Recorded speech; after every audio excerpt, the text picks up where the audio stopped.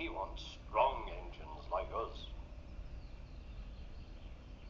But the driver and fireman felt sorry for Edward. Would you like to come out today? Oh, yes, please, said Edward. So they lit his fire, made lots of steam, and Edward puffed away. The other engines were very cross at being left behind.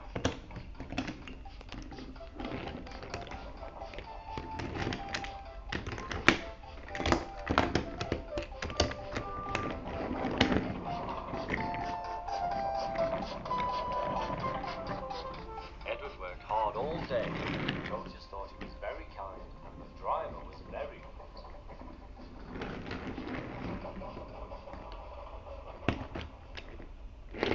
I'm going out again tomorrow, Edward told the other engines that night. What do you think of that? But he didn't hear what they thought, for he was so tired and happy that he fell asleep at once. Next morning, Edward woke up to find nothing had changed. Gordon was still boasting. You watch me, little Edward, as I rush through with the express. That will be a splendid sight for you. Goodbye, little Edward. Look out for me this afternoon.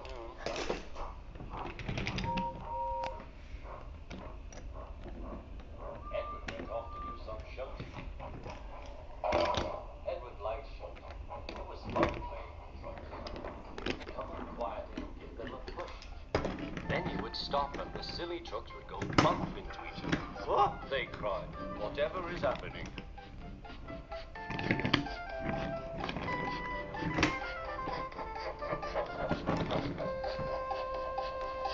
Edward played till there were no more trucks.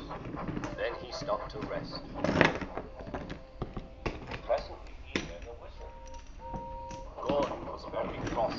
Instead of nice shining coaches, he was pulling a lot of very dirty trucks. A good strain, a good strain, a good strain. The shame of it, the shame of it, oh, the shame of it. Edward laughed to find some more trucks. Then Gordon can't get up the hill, the poor little Edward's driver. Will you take Edward and push him, please? They found Gordon halfway up and very cross. His driver and fireman were talking to him severely. You're not trying. I can't do it, said Gordon. The noisy trucks hold an engine back so. Edward's driver came up.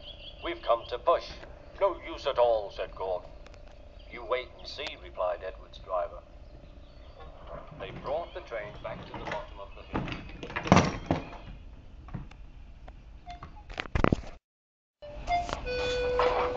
I'm ready, said Edward. No, grumped Gordon. They pulled and pushed as hard as they could.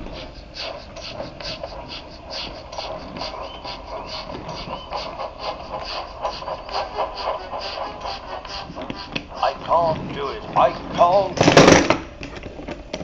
I can't do it, puffed Gordon. I will do it. I will do it. I will do it, puffed Edward. Edward pushed and puffed and puffed and pushed as hard as ever he could. And almost before he realized it, Gordon found himself at the top of the hill. I've done it. I've done it. I've done it. He forgot all about Edward and didn't even say thank you. Edward was left out of breath and falling out. He ran on to the next station, and there he found the driver and fireman were very pleased with him. The fireman gave him a nice long drink, and the driver said, I'll get out my paint tomorrow and give you a beautiful coat of blue with red stripes. Then you'll be the smartest engine in the shed.